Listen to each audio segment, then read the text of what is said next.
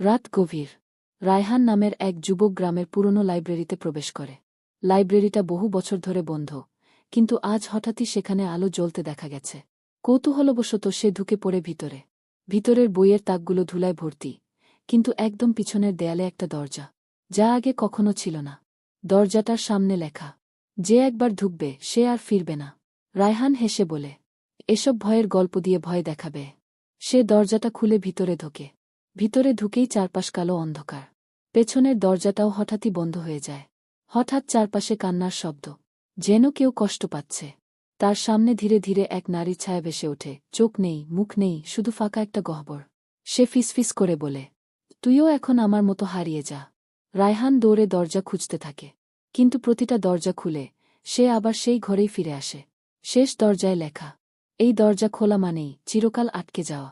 সে দরজাটা টানে, আর তখনই বাইরের লাইব্রেরিতে আলো নিভে যায়। সব আবার নীরব। পরদিন কেউ আর রায়হানকে খুঁজে পায় না।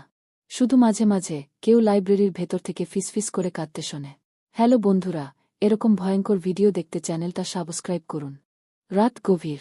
রায়হান নামের এক যুবক